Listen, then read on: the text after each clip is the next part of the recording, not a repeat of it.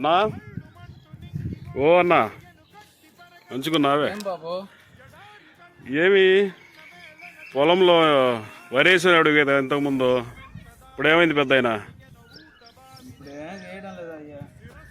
సమాధానం చెప్పరాదు. అరే పని చేసుకుంటున్నావు సమాధానం చెప్పు. వరేస్తే ఏమొస్తుంది రోజుల్లో మరి పడతారు లేదు. అదేంది ఆంధ్రాలో మొత్తం వరే కదా, నువ్వేంది ఇంకా ఈ చెట్లతో కాలక్షేపం చేస్తున్నావు? అయ్యా ఇదన్నా రేపు నాకు కూడి పెడుతుంది. నాకు ఆ వరేస్తే నాకు డబ్బులు ఏమొస్తున్నాయి అయ్యా? ఏమైంది నా ప్రాబ్లం చెప్పు, గవర్నమెంట్ దాకా తీసుకెళ్తాం మేము. అరే సమాధానం చెప్పు. అందరూ వచ్చి చూసి చూసి వెళ్ళిపోయినారే కానీ ఏదన్నా సహాయం చేసినారా? సహాయం అంటే ప్రభుత్వం రైతులకి గిట్టుబాటు ధర ఇస్తుంది కదా. ఏందయ్యా వాళ్ళు ఇచ్చేదే? మా దగ్గర తీసుకునేది మాత్రము ₹10 పావులకి తీసుకుంటారు. నేను ఇంట్లో బిడ్డలకి బియ్యం గింజలు తీసుకున్నా కూడా 1600 అంటయ్యా జీలకర్ర మసూరాల. నేను పండించింది నేను అమ్మితే మాత్రము 3000కి 4000కి తీసుకుంటారు. నేను కొనేటప్పటికి రేట్ ఎక్కువైపోతుంది. అంటే వర్షాలు లేవని కూడా అనుకోవచ్చు కదా నువ్వు. ఎందుకు లేవయ్యా?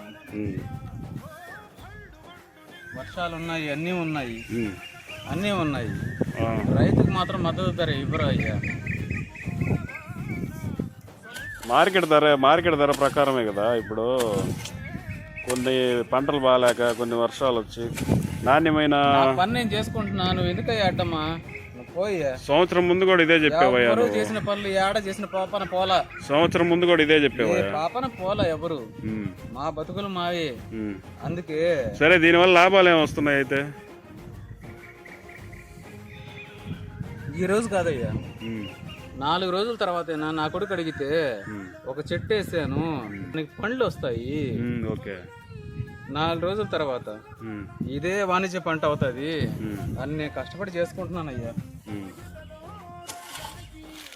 కాదయ్యా, మరి పిల్లల్ని స్కూల్కి ఎన్ని వీటితో?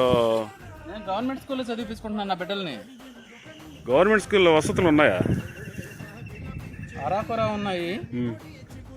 సరైన ఉపాధ్యాయులు ఉన్నారా? కొంచెం బాగున్నాయి. సరైన ఉపాధ్యాయులు ఉన్నారా? 2-3 మంచి వాళ్ళు ఉన్నారు. కానీ సబ్జెక్టులు 6 ఉన్నాయి కదా. చదువులు చెప్పడం లేదు. సబ్జెక్టులు 6 ఉన్నాయి కదా. సో మొత్తానికి గవర్నమెంట్ వైఫల్యం అనుకోవచ్చా, లేకపోతే నువ్వేమన్నా? ఎవరు వచ్చినా ఒకటేనయ్యా, మా రైతులను ఆదుకునే వాళ్ళు ఎవరు లేరయ్యా. రైతులు అంటే ఎలా ఆదుకోవాలి? ఏం కావాలి మీకు? వడ్లుకి గిట్టుబాటు ధర లేదు. నేను కొనాలంటే మాత్రం బంగారు రేటు చెప్తారు. మేము డబ్బులు అమ్మిన తర్వాత, వడ్లు అమ్మిన తర్వాత ఇది చాలా తక్కువ తీసుకుంటున్నారు. వాళ్ళు ఎక్స్పోర్ట్ చేసుకుంటున్నారు ఏమో నాకు ఇంకా తెలియదు. ఎక్స్పోర్ట్ అంటే ఇప్పుడు మన దేశంలో తినడానికి సరైన తిండి లేదు, ఇంకా వాళ్ళకి ఎక్స్పోర్ట్ చేస్తే మనం ఎలా బతకాలి మన తరతరాలు?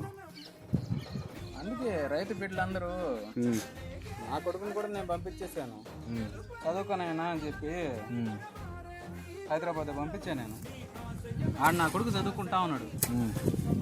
నేను ఇక్కడ పని చేసుకొని వాడికి డబ్బులు పంపిస్తా ఉండాలి. అవునయ్యా, వాడు సిటీలో అయినా చదువుకోవడానికైనా ఎంత వస్తున్నాయి, ఎంత పంపిస్తున్నావు బాబు? ప్రతి పేద రైతు ఇంతేనా, లేకపోతే రైతులందరూ ఇంతేనా? కొంతమందికి ఎలా జరుగుతుందా? వాడు పెట్రోల్ బంక్లో పని చేస్తున్నాడు. పెట్రోల్ బంక్లో పని చేసుకుంటూ చదువుకుంటున్నాడు.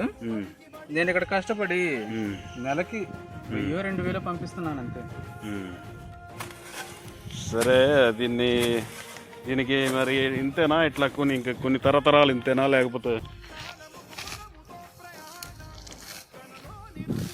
అయ్యా ఏం చేస్తున్నారు మీరు? అయ్యా పొలం పని చేసుకుంటున్నాను అయ్యా. పొలం పనా? గడ్డి మేగుతున్నారు? కలుపు ఎక్కువ వచ్చేసింది అయ్యా, కలుపు తీస్తున్నాను అయ్యా. కలుపు తీయడం ఏందయ్యా? అయ్యా కలుపు మీరు దేని గురించి అంటున్నారయ్యా? కలుపు తీస్తే కదయ్యా చెట్టు బాగా వస్తుంది అయ్యా.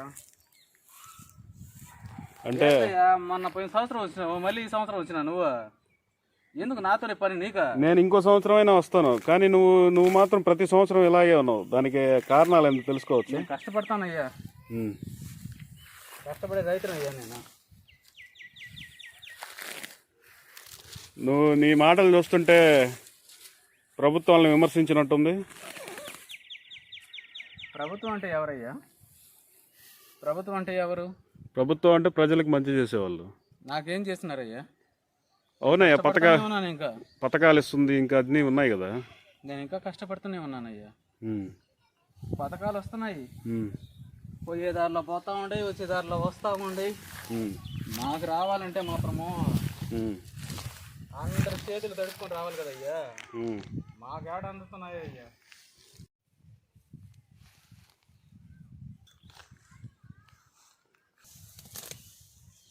అన్నీ నువ్వే పండించావు, బొప్పాయి, సపోటా, ఇదేంది? చేస్తానయ్యా. ఓకే, ఇది బొప్పాయి. ఉమ్.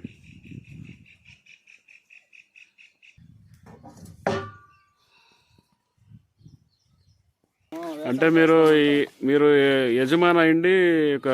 నేను యజమాని కాదయ్యా, కౌలు రైతుని. కౌలు రైతుగా ఉండి నా ఆసామి స్థలం ఇది. అన్ని చెట్లు వేస్తానయ్యా, బాగుంటది అని చెప్పి అన్ని చెట్లు బాగా పెంచానయ్యా. ఈ చెట్లు పెరిగే విధానం చూస్తే తెలుస్తుంది నువ్వు ఎంత కష్టపడ్డావు.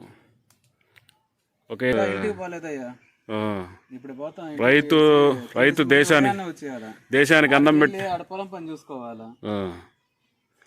1.5 ఎకరా ఇచ్చారు. దేశానికి అన్నం పెట్టే రైతే ఇలాగా ఎట్లాగుంటే ఎలాగయ్యా? మన దేశాన్ని కాపాడేది సైనికులు, రైతులే కదా. మమ్మల్ని చూసి నాదుడు ఎవడయ్యా? ఎవరు లేరయ్యా. మా కష్టము చాలాసార్లు తగలుతాయ్యా. ఎన్నిసార్లు తగలుతా ఉన్నా కూడా పని చేసేవాళ్ళం కదా. మేము కష్టపడేవాళ్ళం అయ్యా. ఓకే అండి, మళ్ళీ మేము నెక్స్ట్ ఇయర్ మిమ్మల్ని కలుస్తాం. అప్పటికి ఏమన్నా మార్పు వస్తుందేమో అని మేము ఆశిస్తున్నాము, వస్తుందని అనుకుంటున్నాము.